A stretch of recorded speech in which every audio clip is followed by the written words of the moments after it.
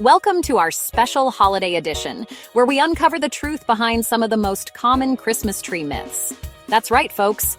We're diving deeper than Santa's toy sack to separate fact from festive fiction. We all love that magical feeling a Christmas tree brings to a home. But let's be honest, some of the stuff we hear about them sounds like it came straight from a reindeer with a drinking problem. So grab your eggnog, settle in by the fire, and get ready to have your Christmas bulbs officially lit with knowledge. Okay, let's address the elephant in the room, or should I say the flammable fur in the living room? We've all heard the horror stories. Christmas lights plus dry tree equals holiday inferno. But hold your fire extinguishers, people. It's not time to cancel Christmas just yet. While it's true that a bone-dry Douglas fir could give a tinderbox a run for its money, modern Christmas trees aren't exactly playing with fire. All right, let's break down the science behind these fire-resistant firs. It's fascinating how much thought and effort go into ensuring that your Christmas tree is not just beautiful, but also safe. First off, Christmas tree farms aren't just growing any old tree and slapping a price tag on it.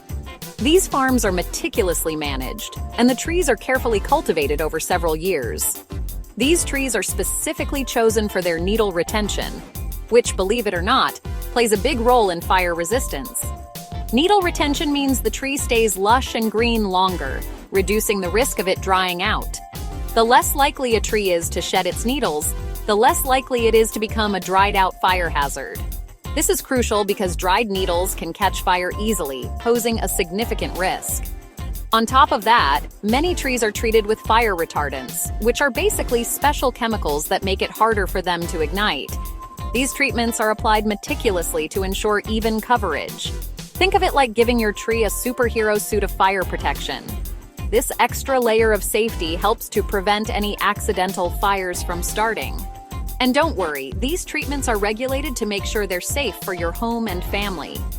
Inspectors regularly check the trees to ensure they meet safety standards, giving you peace of mind during the holiday season.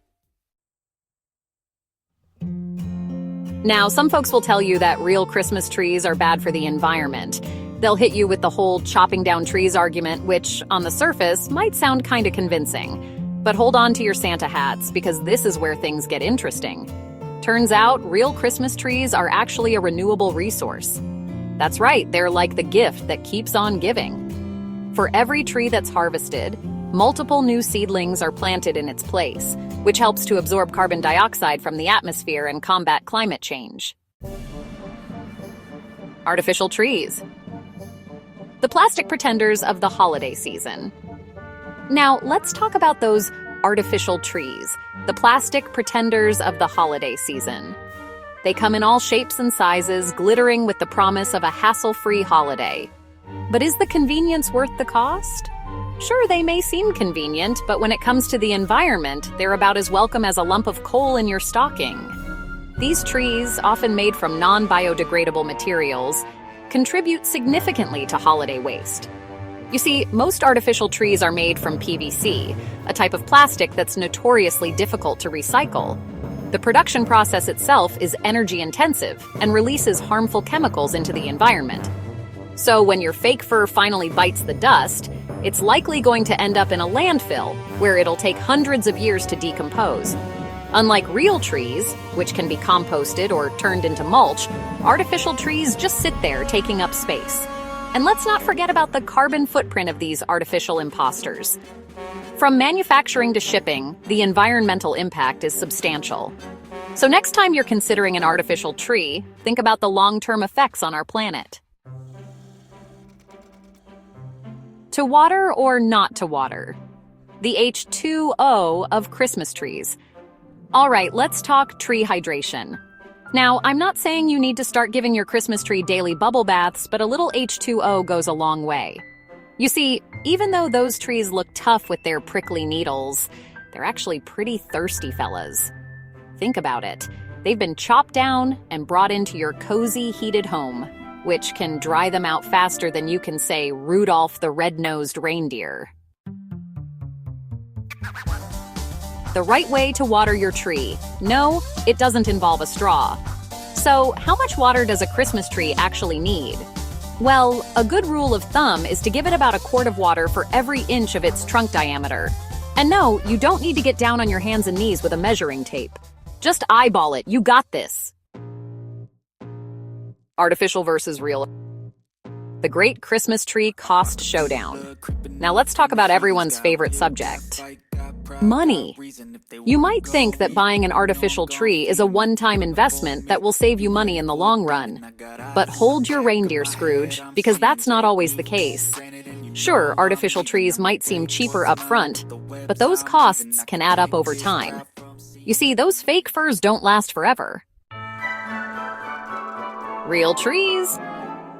The gift that keeps on giving. Now let's talk about real trees. Yes, you'll need to buy a new one every year, but the cost is usually offset by the fact that you're supporting local farmers and businesses.